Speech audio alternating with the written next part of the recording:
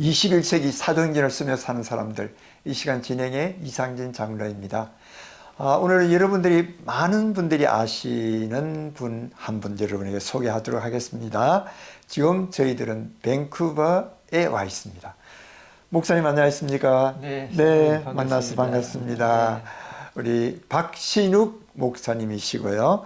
우리 시드 선교회의 대표로서 오랜 기간 동안에 잘 하시다가 이제 얼마 전에 이제 은퇴를 하시고 지금 현재는 GBS 글로벌 보험방송 국제 대표 그리고 밴쿠버 선교센터의 대표로 계시고 사역하고 계십니다. 제가 너무 길게 설명을 드렸나요? 우리 목사님께서 시청자들에게 한번 본인 소개 부탁드리겠습니다. 네, 여러분 반갑습니다. 저 박신욱 선교사입니다. 이렇게 이상진 장로님 이렇게 뵙고 시간을 통해서 여러분 그와 교제를 나눌 수 있어서 참으로 감사합니다. 네. 예, 21세기 사도행전을 쓰며 사는 사람들은 선교사님 그리고 목사님 그리고 감정 있는 평신도들과 MK들을 향해서 그들의 신앙 얘기 그리고 사역 얘기를 통해서 이 방송을 듣고 있는 많은 사람들과 서로 네트워크가 되고 서로 협력 그리고 기도의 후원자가 되면 좋겠다 하는 그런 마음을 가지고 시작하고 있습니다. 네. 자, 우리 박신욱 우리 목사님, 선교사님, 선교사도 하셨고 또 목사님이고 하니까 목사님, 선교사님 이렇게 되겠습니다.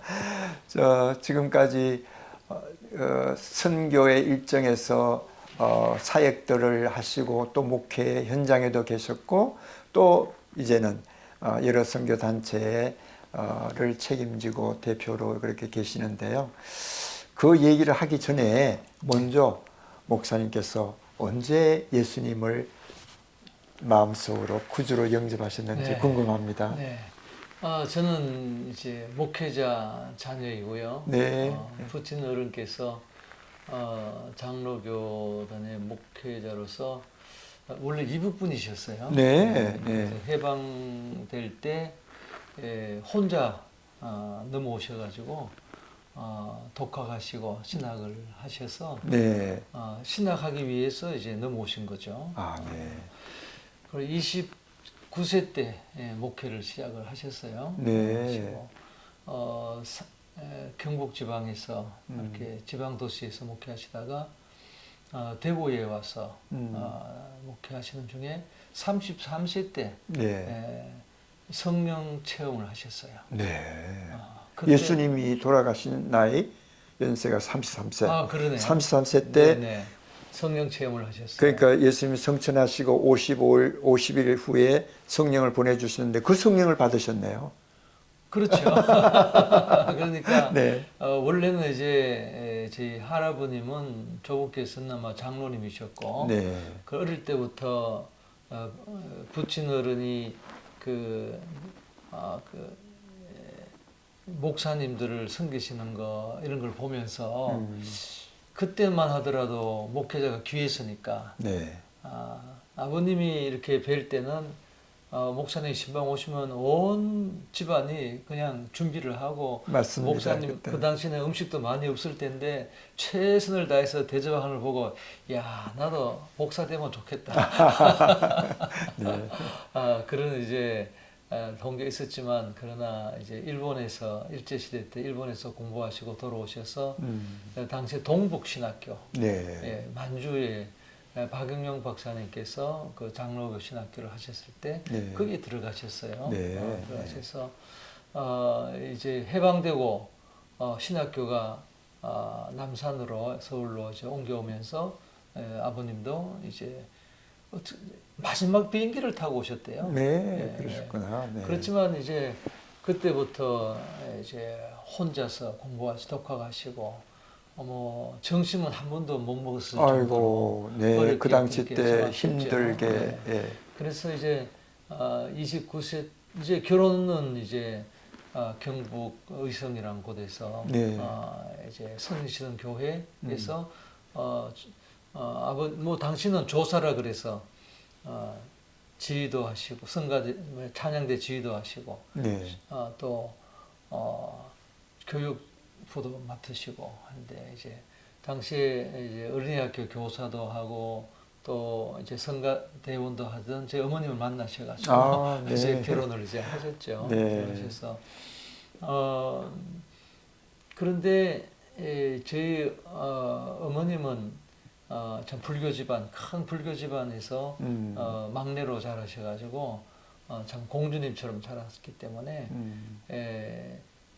고등학교까지를 중고등학교를 그 대구에 유학을 했단 말이죠. 네, 근데 네. 크리스찬 학교를 이제 아. 미션 스쿨을 예, 그러면 다니- 대구에 그 당시 때 신명, SM, 예. SM을 다신 바람에 네. 이제 예수를 믿게 되고 아, 네. 예수를 믿다 보니까 불신자하고는 결혼할 수가 없고 그래서 집안 반대에도 불구하고 결국은 아버님이랑 결혼을 하신 거죠. 네. 그때는 이제 6.25 전쟁 중이라 음. 처녀를 그냥 둘 수 없으니까 그렇죠. 그 교회 담임 목사님이 중매를 했을 때 어쩔 수 없이 전쟁 중이기 때문에 급히 결혼을 이제 시켰는데 뭐 평소 시대 같으면은 상상할 수 없는 일이 일어났던 거죠. 그렇죠. 예. 그래서 저희 어머님은 신앙 때문에 음. 목사 사모가 됐는데 사실은 안 믿는 집안에서 자랐기 때문에 또 공주로 자랐기 때문에 목사 사모로서 준비가 안 된 거죠. 그럴 수도 있죠. 그러나 또 하나님께서는 또 우리 어머니의 그 가정들을 불교에 쩔어 있는 그렇죠. 가정들을 또 결국 나중에는 세우기 위해서 뭐 온 집안이 다 믿게 되고 그렇죠. 그 가운데에서 뭐 목회자만 6명이 나오고 네. 제 어머님이 이제 말하자면은 이제 포러너죠. 그렇죠. 개척자나 마찬가지. 그러나 처음에는 힘들었나 봐요. 처음엔 힘들겠죠. 그래서 왜냐면 예. 가난한 전도사, 북한에서 내려온 혼자 된 전도사랑 결혼했으니 그렇죠. 얼마나 이제 힘들었겠어요. 그래서 또 시골 교회에 한 몇 년은 계셨으니까. 네. 그래서 대구에 와서 이제 아버님이 목회는 잘하셨나 봐요. 네. 그러니까 이제 의성에서 비정이란 곳도 하양이란 곳으로 결국 더 큰 이제 대구까지 오셨는데 가정이 행복하지 않으신 거예요. 그 어머님이 좀 부유한 가정에 살다가 네. 그렇게 가난한 목회자 부인이 되니까 네. 이제 어려우신 거죠. 그럴 수 또 있죠. 네. 예수는 믿었지만 아직 체험은 없으니까 또 뭐 사모가 될 준비는 전혀 안 돼 있었으니까 그런 가운데 아버님께서 너무 힘드셔서 네. 그때는 기도원도 없을 때 음. 산에 가서 주암산이라는 곳에 가셔서 그 이제 굴에서 네. 기도하다 죽겠다. 음. 내가 왜 목사가 되었나? 그런 이제 비관하면서 네. 기도하시다가 뭐 기도라는 것이 원망하는 거죠. 하나님께 좀 넋두리 틀어놓는 거죠. 네. 근데 목요일 날 오후에 음. 에베소서 말씀이 들렸어요. 네. 그래서 거기서 성령 체험하시고 다음 날 집에 돌아오셔서 많은 은혜를 체험을 하셨어요. 그래서 어머니랑 처음으로 목사 가정이 처음으로 가정 예배를 드렸대요. 네, 할렐루야. 그때 성령이 임하셔서 어머님도 이제 은혜 받으시고 또 새벽에 토요일 새벽에 새벽기도 인도하는데 성령이 임하셔서 온 교회가 회개하고 네. 주일 또 설교하시는데 성가대로부터 시작해서 막 회개 운동이 일어나서 온 교회가 또 은혜를 받고 그때부터 이제 들리는 말이 박정남 목사 불 받았다. 그래서 네. 그때가 뭐 1950년대 말이에요. 그렇죠. 네, 그때는 성령님의 체험을 받을 그 아주 많은 동시다발적으로 받는 그런 때가 아니었잖아요. 근데 굴 속에 들어가서 이제 부흥 집회를 나가시고 뭐 네. 매주 부흥회 나가시고 네. 그래서 이제 어머님도 나중에는 이제 은혜를 받으시고 이제 그렇게 목회를 잘 하셨죠. 예, 우리 목사님의 그 개인적인 예수님 영접한 사건을 좀 말해달라 그러니까 네. 아예 우리 아버지부터 네, 시작이 그러니까. 되어야 네. 그 이제 네, 목사님의 맞습니다. 얘기할 수 있을 것 같아서 네, 네. 시작이 된 것 맞습니다. 같은데 그러한 가정 속에서 이렇게 자라왔던 우리 목사님은 얼마나 많이 배우시고 또 아버지의 잘하시는 목회도 배우시고 가정의 그 화목함도 배우시고 그렇게 하셨으니까 사실은 그렇게 교회 안에서 자랐죠. 그렇죠. 네, 제가 말씀드리고 싶던 것은 목회자 자녀로서 네, 교회에서 제가 또 특심이 있었나 봐요. 네, 그래서 대학교 때도 그렇지만 이제 학생부 때도 네. 교회 학생부 주보를 만들고 뭐 아주 열심을 했어요. 이게 예, 등사를 해가지고 등사도 하고. 했다 그러면 다 알아줍니다. 네, 네. 예. 그리고 근데 대학교 1학년 때 예. 제가 예수님 영접하는 인격적으로 영접하는 그런 경험을 가졌죠. 네. 저는 제가 뭐 고등학교 3학년 때 학원도 안 가고 네. 가회도 하지 않고 주일날은 성수하고 네. 술 담배도 안 하고 네. 그저 교회 안에서만 자랐죠. 네. 그래서 네. 저는 제가 굿 크리스찬인 줄 알았죠. 아, 네. 또 열심으로서. 네. 근데 대학 1학년 때 IBF라고 하는 이제 대학생 선교 단체에 가입을 해서 여름 수련회를 제가 전국 연합 수련회에 갔는데 거기서 새벽 기도회 첫날 새벽 기도회 때 설교를 마치고 다들 이제 통성으로 개인 기도를 하는데 저는 기도를 할 수가 없더라고요. 예. 그 이유가 뭡니까? 왜냐하면은 가정에서는 아. 뭐 가정 예배 드릴 때는 다 뭐 돌아가면서도 기도하니까 네, 네. 또 학생부 임원이었으니까 네. 교회에서 뭐 학생 헌신 예배 때도 대표 기도도 하고 네. 학생 예배 때도 다 기도하고 대표 기도하고 했지만 제가 혼자 기도한 경험이 없었던 거예요. 아, 네. 네. 식사 기도도 그냥 눈 감고 감사합니다. 저는 하나님과 인격적인 관계가 없었던 거죠. 대학교 1학년 때까지. 그때만 하더라도 학생부 수련회를 하면은 가서 포크송 부르고 예. 예. 그 당시 60년대의 교회 수준이 그랬습니다. 60대 말에. 예. 그래서 그때는 뭐 학생 공과 공부는 했지만 그 어떤 그룹 성경 공부라든지 이런 체계적인 성경 공부가 없었을 때예요. 네, 네. 그래서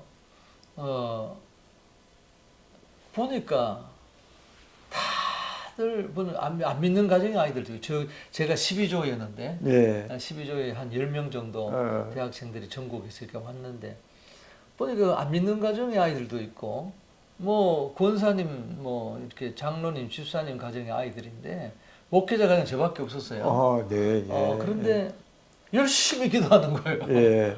근데 저는 기도하려고 하니까 할 말이 없는 거예요. 네. 그러니까 기도는 벌써 다 뭐 통달했다고 그렇게 생각하셨나요? 그거보다도 대표 기도는 많이 했는데 예. 사람들 앞에서는 기도했는데 하나님과 1대1 관계가 없었던 거죠. 아, 네. 네. 한 번도 기도해 본 적이 없는 거죠. 식사 기도 뭐 이런 물론 글쎄요. 생각해 보니까 어릴 때 아버님 집회 인도하시는 곳에 가서 어머님 교인 성도들이랑 같이 가서 뭐 남들 우니까 나도 뭐 찡찡 이렇게 해본 적도 있었는데 회개한다고 네. 네. 뭐 만화책 본 거, 네. 뭐 동생 때린 거, 형하고 싸운 거, 뭐 이런 거, 거짓말한 거 이런 거 회개기도 한 적은 있지만 하나님과의 어떤 인격적인 관계는 없었던 거죠. 저는 그걸 몰랐습니다. 네. 저는 그렇지 않은 줄 알고 있었죠. 그리고 행위죠. 주일날 성수하고 학원 안 가고 술 담배 안 하고. 사실 그때 네. 그렇게만 한다 하더라도 아주 착실하게 예수 잘 믿는다고 그 얘기를 했죠. 착실하게 교회 생활 잘한 거죠. 그렇죠. 그런데 이것이 저한테는 충격이었습니다. 다른 학생들은 다 기도하는데 뭐 울면서 뭐 기도하는데 나는 혼자서 기도를 못 하고 있는 거죠. 아, 네. 그래서 갑자기 하나님이 원망스러워졌어요. 하나님,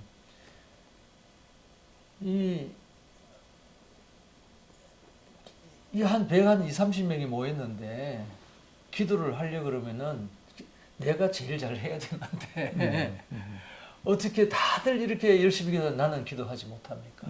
하나님, 사랑하시려면 나를 제일 사랑해야죠. 여기 아이들을 보니까 이야기 들어보니까 뭐 고3 때 학원 다니고 뭐 교회도 안 나온 애들도 많아 술 담배 심지어 한 아이도 있었는데 이 아이들은 기도 이렇게 하고 있고 나는 이거 뭡니까? 하나님 영어로 말하자면 unfair. 하나님 틀렸다고. 하나님 왜 나만 사랑하지 않냐고. 막 원망하기 시작하는데 눈물이 막 나는 거예요. 네. 서러워서. 네, 네. 그러면서 하나님께 막 불평하고 원망하고 막 그냥 대들었다 그럴까요? 근데 지금 생각해 보면 그때가 제 처음으로 하나님께 1대1로 기도한 거예요. 절규하면서 네. 마음속에 그 표현은 지금 네. 생각할 때 표현은 하나님께 그렇지만 대화한 거니까. 하나님과 대화한 거, 직통으로 네. 대화한 네. 거예요. 네. 그런데 한순간에 제가 얼마나 죄인인가 한 것을 딱 알게 됐어요. 아, 왜냐하면은 갑자기 저의 모습이 보여지는데 뭐 여러 가지 뭐 지은 어떤 그런 나쁜 일을 한 것보다 이런 일을 죄를 지을 수밖에 없는 저의 죄인된 존재가 느껴지는 거예요. 그래서 제가 깜짝 놀라서 하나님 내가 죄인이군요. 제가 하나님께 나아갈 수 있는 게 당연하군요. 그래서 예수님이 오셔야만 했군요. 물론 주일학교 교사하면서 복음을 다 이야기해 줬죠. 그렇죠. 우리는 다 죄인이에요. 그래서 하나님이 예수님을 보내셔서 우리 죄를 위해서 십자가에서 죽으셨기 때문에 누군지 그를 믿으면 하나님의 자녀가 되고 죄 사함하고 다 이야기했죠. 가르친 내용이죠. 그것이 그때 비로소 깨달아진 내가 인격적으로 아주 체험할 수 있는 깨달아진 거예요. 깨달으신 그래서 거죠. 그렇구나. 그래서 제가 무릎을 꿇고 제가 아이들에게 회개하라고 했었는데 제가 아이들에게 했던 그대로 무릎을 꿇고 회개하고 하나님 나 같은 죄인을 위해서 예수님 보내주신 것 너무 감사하다고 용서해달라고 예수님 내가 마음에 영접합니다. 내 네. 삶에 모십니다. 그런데 그때 네. 아까까지만 하더라도 하나님이 다 다른 사람은 다 사랑하고 나만 사랑하지 않는다고 생각했는데 하나님이 나만 사랑하는 것 같아요. 나를 제일 네. 하늘에서 하나님의 사랑이 쫙 네. 저를 감싸는 것 같은데 그때는 막 너무 나 같은 죄인을 어떻게 하나님이 사랑할 수가 있습니까? 막 눈물이 막 쏟아지면서 아까는 원망의 눈물에서 이제는 감사의 감사와 눈물, 기쁨의 회개와 눈물. 감사의 눈물 그렇게 참 몇 시간을 울었던 것 같아요. 그것이 이제 처음으로 예. 그 예수를 나의 퍼스널 예수님 구주로 네. 모시고 주인으로 모셨던 그 순간 예. 그러니까 지금도 잊을 수가 없죠. 생생하죠. 그렇죠. 예. 예. 그래서 그날도 이제 보니까 눈을 떠 보니까 뭐 눈물 콧물이 얼마나 코가요. 네. 양쪽에서 코가 나와가지고 저 그때 네. 꿇어 앉아서 다들 바닥에서 예배드렸을 때인데 네. 학생들은 다 나갔고 집회가 끝났고 저 혼자 울고 있었더라고요. 그러면서 고드름처럼 코가 이 땅에 대어 있었어요. 네. 이 코에서부터 바닥에까지. 그래 그때 그런 마치고 그래서 제가 눈물 닦고 나오니까 벌써 조별 성경 공부를 하는데 얼마나 그 산에 그 소나무들이 시원하고 상쾌하고 풀었는지 네. 그때 그 경험. 그러니까 잊을 수 그때 하나님을 인격적으로 영접하시고 성령에 체험한 후에 성령님의 역사 속에서 세상을 바라보게 되는 거예요. 네. 그러면 공기도 아름답고 새소리가 네. 정말 네. 우리를 찬양하는 하나님을 찬양하는 음성으로 들리고 거듭남의 경험한 분들은 다 그런 이야기 하지요. 네, 예. 자, 그러니까 네. 지금 현재 그 당시 때가 벌써 한 50년 전 얘기인 같은데요. 그러니까 50년이 넘죠. 그렇죠. 예, 50년 넘죠. 네. 그러니까 거의 50년 그 사건으로 인해서 정말 믿음의 명문 가문이에요. 그러니까 우리 명문 가문들이 뭐 여러 많이 있겠지만 목회자의 가문에서 아버지의 그 또 성령 체험을 통한 그 사역, 그리고 어머니와의 아주 가정 환경은 완전히 별도, 그리고 종교도 별도인 그 가정이 하나로 되고 그리스도의 사랑으로 하나가 된 그 가정 속에서 자라났던 우리 목사님의 인격이 지금까지도 계속해서 살아 움직이는 것 같습니다. 사실은 그렇지 않습니다. 죄인이죠. 어떻든 네. 지금까지 하신 여러 가지 사역들을 볼 것 같으면 정말 하나님 중심으로 예수님을 닮아가려고 하는 그런 끊임없는 노력과 그 희생 그리고 사랑을 많은 사람들에게 보이고 사신 그 모습이 정말 아름다워 보입니다, 목사님. 그래서 이제 이 사역들이 지금 마감하는 가운데 있는데, 자, 그러면 어떻게 목사님께서는 또 아버지가 가신 그 길을 걷게 하신 그때의 동기가 어떤 때에 그런 마음의 결정을 갖게 되었습니까? 제가 이제 대학교 2학년 때인데요. 네네. 물론 1학년 때 그렇게 은혜를 받고 네. 안 그래도 열심히 교회 일을 하던 사람인데 얼마나 더 열심히 했겠습니까? 그렇죠. 원래 제가 뭐 은혜를 받은 사람보다도 지금 돌아보면은 그때 교회 일도 열심히 하고 학교 일도 열심히 하고 뭐 했던 그 이유가 남에게 인정받기 원해서 그런 거 아닌가 생각. 칭찬해 주는 게 좋아서. 그래서 그때는 너무 이제 그 당시는 이제 SC라 그랬는데 대학생연합회 네. 회장을 할 때인데 그리고 또 교회 일 회장도 하면서 또 대학마다 우리 노회에 속한 교회들 대학생들이 모여서 일주일에 한 번씩 기도회를 하는 예. 그런 학원 기도회라는 걸 또 제가 또 만들었어요. 네. 그래서 제가 이 열심히 이게 문제예요. 제가. 그러니까 그 FSC 말고 다른 거 SFC 말고 그거는 고심 쪽에서 하는 거고. 또 SC라고 합동 SC. 측에서 하는 게 있었어요. 네. 과거에는 SFC였는데 SC라고 학생 면례회라고 바꿨습니다. 그런데 그게 1년씩 임원을 하는 거예요. 그렇죠. 그래서 1학년 때 제가 임원을 했고 2학년 때 이제 대표를 했는데 회장을 했는데 그러니까 그런 걸 만들었죠.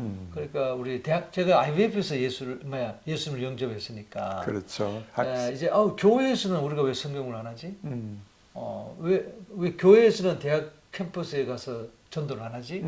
이런 생각이 드는 거죠. 네. 그러다 보니까 이제 연합회의 책임을 맡았으니까 대학생 연합회. 그래서 우리 임원들에게 이제 도전한 거죠. 네. 우리가 하자. 왜 교회 밖의 단체들을 캠퍼스에 전도하냐? 우리는 교회에서 성경 공부는 교회에서 하고. 네. 그러면은 이제 전도를 위해서 캠퍼스에서 학원을 위해서 기도하자. 그래서 7개 대학에 기도회를 만들었습니다. 네. 그리고 각 노회에 속한 대학생들이 교회의 대학생들이 각 대학에 있으니까. 그렇죠. 그러면 5명씩, 6명씩, 뭐 10명씩 이렇게 모인 거죠. 그리고 월화수목금토 저는 매일 다니는 거죠. 대표니까 책임자니까. 그게 감당하겠어요? 건강이. 글쎄 말이에요. 밥도 안 먹고 다니면서. 그러니까 제가 하여튼 열심히 있는 분들이 좀 문제예요. 예. 자, 너무 그래서 제가 폐결핵까지 걸렸습니다. 그랬어요. 영양실조래요. 그 당시 때 예. 그럴 수도 있죠. 아니 대학교. 그러니까 뭐 안 먹어서 그러니까 음식 없었어 아니고 없어서가 아니라 시간이 없었어. 먹을 시간이 없었어. 예, 그냥 뭐 시간보다도 그냥 밥 먹는 거 중요하지 않았어요. 일이 더 그냥 좋았어요. 그래서 제가 좋아서 한 거예요. 예. 그냥 그러니까 뭐 대학생 선거단체 흉내낸 거죠. 그렇지만 뭐 그때 뭐 제가 1학년 때 은혜 받았던 것처럼 또 그 연합 수련회도 했어요. 네. 각 교회 대학생 수련회를 여름 수련회를 취소하고 우리 연합으로 하자. 우리도 대학생 선교단 단체들처럼 하자. 하여튼 열심히 문제예요. 그렇게 예, 열심 아마 이 방송을 듣고 있는 분 가운데서 목사님처럼 열심으로 하고 있는 사람에게 좀 브레이크가 되지 않을까 싶긴 한데요. 아니 근데 그게 네. 하나님을 위한 열심은 예. 자기를 위한 열심은 네. 안 되는 것 그렇죠. 같아요. 예. 보기는 뭐 같아 보여도 그 본인이 중심에 알죠. 중심에. 본인이 알죠. 예. 자 그렇게 하셔가지고 그래서 예. 폐결핵에 걸려서 제가 이제 집에 3년 있었습니다. 3년 동안요. 아 고생 많이 하셨네요. 이게 약을 또 바꿔야 되고 네. 내성이 생겨서 이렇게 됐는데 그때 제가 성경을 읽게 됐어요. 아 네. 그 전에는 뭐 예수님 인격을 영접했다 하더라도 네. 그저 아이들을 가르치는 성경 공과만 공부하고 그저 바깥으로만 했지 성경을 제가 개인적으로 읽고 묵상하고 하는 건 없었어요. 네. 그러면서 일을 많이 한 거죠. 네. 그렇죠. 그러니까 하나님께서 그런 기회를 주신 거죠. 건강을 통해서. 그래서 제가 성경을 처음으로 통독하기를 시작했습니다. 네. 대학교 그러니까, 때 폐결핵에 걸려서 지금 휴학하고 휴학하고 있으면서 네. 집에 할 게 없으니까. 근데 성경을 읽으면서 점점 말씀이 저를 이제 조명하기 시작하니까 제가 이 죄된 모습이 계속 드러나고 마치 그때 제가 느꼈던 것은 창문에 방에 이제 커튼이 창문에 이제 쳐져 있다가 바깥은 밝은데 커튼이 완전히 닫혀 있으면 깜깜하게 방 안에. 그렇죠. 그런데 이제 커튼이 걷혀지면은 조금씩 열 때마다 빛이 들어올 때마다 나중에는 뭐 먼지도 보이잖아요. 그렇죠. 그런 것을 경험을 했어요. 네. 그러다 보니까 어느 점에 마가복음 1장에서 세례 요한의 예수 그리스도의 복음의 시작이라 하면 세례 요한의 이야기가 나오는데 자꾸 저와 같이 아이덴티파이가 된 거예요. 예. 세례 요한도 제사장 아들이고. 근데 세례 요한은 예수님의 복음을 전하기 위해서 광야에서 생활을 했다. 네. 그것이 이상하게 저에게 이제 부딪혀 말씀을 읽다가 그렇게 느꼈다 부딪혀오면서, 말씀이죠. 하나님, 나도 이 복음을 전해야 되지 않는가? 나도 목사들인데 이런 생각이 들고 그 다음에 예수님께서 갈릴리를 다니시면서 제자들을 부르신 장면이 나오고 그 제자들이 그물을 버리고 예수님을 따르더라. 거기에서 제가 한 마가복음 1장에서 한 달 정도를 머물렀어요. 네. 더 나아갔다 넘어갔다가 또 1장 들어오고 넘어갔다가 1장 들어오고 그러면서 갈릴리의 그 광야에서 외치는 그 세례 요한의 모습 또 갈릴리를 다니시면서 제자들을 부르시는 모습 또 다 친구도 그물도 버리고 예수 따르는 모습을 보면서 그때 제가 헌신을 했어요. 그때 이제 나도 예수님을 따르는 제자 그리고 예수님의 말씀을 전하는 사역자가 되겠다. 근데 왜냐하면 성경을 이렇게 읽으면 통독하면서 복음을 더 깨닫게 되고 또 사람들의 저를 포함해서 사람의 죄된 모습을 이제 보게 되고 그러면 이 복음을 전하지 아니할 수가 없고 누군가 전해야 되는데 그리고 구약의 선지자라든지 신약의 이 사도들에 대한 이야기가 나오면 자꾸 제게 감동이 오는 거예요. 네. 그래서 막 나도 모르게 막 혼자서 음. 막 그냥 복음을 막 설교할 때도 있었고 혼자서 네. 그리고 또 막 편지를 써서 제 안 믿는 친구들한테 네. 또 친척들, 카즌들, 누나들한테 또 편지를 또 전도도 하고 네. 막 그런 시간을 보냈어요. 네. 그러다 보니까 이제 결국은 제가 세브란스 병원에 입원해 있을 때 구체적으로 헌신을 했습니다. 네. 하나님 제가 어디든지 제가 가겠습니다. 그때는 왜 그랬는지 모르겠어요. 성령님 인도하신 거죠. 예. 근데 지도를 펴놓고 네. 제가 기도를 했어요. 아, 하나님 어디든지 제가 가겠습니다. 주님이 가라고 하시는 데는 제가 순종하겠습니다. 그때 성교를 모를 때예요. 네. 성교 석자도 모를 때예요. 네. 네.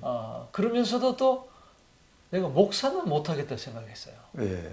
그러니까 이게 아주 이중적인데 왜 그런가 하면은 나 같은 사람이 어떻게 목사가 될 수 있을까? 제가 제 자신을 아는데 저는 뭐 그때 지금도 그렇지만 말도 잘 못하고 부끄러움도 많이 타고 뭐 내성적이고 그랬어요. 그래서 저는 도저히 뭐 사람들 앞에 서거나 설교하거나 뭐 또 목회자가 된다는 것은 제가 자격이 없다고 생각했기 때문에 그때부터 헌신한 때부터 정말 한두 달을 잠을 자질 못했어요. 하나님 내가 어떻게 목사가 될 수 있습니까? 나는 할 수 없습니다. 하나님 아시지 않습니까? 근데 그게 막 고민이 되니까 좀 이상하죠. 하고는 싶은데 나는 할 수 없는 걸 제가 알아요. 그래 이게 고민이 되니까 나중에 불면증까지 왔어요. 그 사건을 인해서 불면증까지. 아니 그러니까 그 사실이. 그 사실이. 저는 하나님이 부르시는 것 같은데 나는 할 수 없고 나는 하고 싶은데 나는 할 수 없다는 걸 알고 있고 그러니까 밤에도 잠을 못 자고 자다가 일어나가지고 하나님 나는 할 수가 없어. 하나님 나를 부르시는 것 같은데 왜 나를 부르십니까? 그러나 나는 할 수 없는 거 하나님 아시지 않습니까? 내가 하기 싫어서가 아니라 하나님 나는 못합니다. 근데 왜 자꾸 나보고 부르십니까? 이런 기도를 하는 거죠. 네. 그러니까 하룻밤에는 이 동생이 옆에 자고 있는데 또 잠이 안 와서 일어나서 고민이 돼가지고 눈물을 흘리고 있었어요. 하나님 나는 할 수 없습니다. 그런데 달밤인데 창문으로 그 커튼 사이로 달빛이 쫙 비춰오는데 햇빛처럼 네.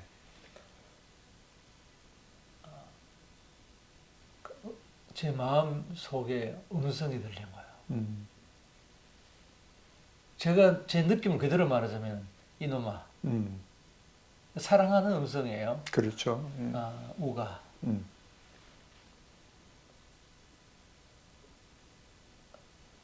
네가 부족한 것 내가 모르는 줄 아느냐. 내가 너를 바꾸어 쓰면 되지 않겠느냐. 내가 너를 변화시킬 능력이 없는 줄 아느냐. 그 세 말씀이 쫙 들어오는데 깜짝 놀랐어요. 깨달아진 거죠. 그렇구나. 하나님이 나 바꾸어 쓰시면 되지. 얼마나 기쁘죠. 그래서 그날 밤에 정말 혼자서 그 밤에 동생 옆에 자고 있는데 일어서서 소리도 내지 못하고 찬송하고 기쁨의 감격에 그런 시간을 가졌어요. 네. 그래서 이제 그때 헌신을 하게 된 거죠. 네, 지금 헌신하게 된 얘기 그리고 어떻든 하나님의 종이 되겠다고 하는 그 마음은 간절한데 또 한쪽에서는 너 같은 자격 없는 자가 어떻게 될 수 있느냐라고 하는 갈등 속에서 이렇게 하다가 결국 하나님께서 음성을 들려주셔가지고 내가 너를 써서 바꾸었으면 되지 않을까 하는 그 마음이 들어올 때 하나님께 대한 감격, 감사의 눈물을 흘리게 된 것이 큰 이제 동기가 되어서 이제 마칭 포워드 하게 됩니다. 선교사님 지금 그런데 시간이 조금 지난 것 같아요. 그래서 오늘은 우리 선교사님의 가족 얘기, 아버지의 목회 얘기, 또 어머니의 얘기, 또 개인의 젊었을 때 간정 얘기. 너무 감명 깊고 진솔하고 또 많은 사람들이 감명을 줄 것이 아닌가 이렇게 생각하면서 오늘은 이렇게 하고, 그 다음에 이제 진짜 이렇게 미국에 오셔서 선교사로, 목회자로, 또 각 기관의 대표로 이렇게 하시면서의 여러 가지 사역 얘기를 나누면 좋겠습니다. 네. 예, 목사님 감사합니다.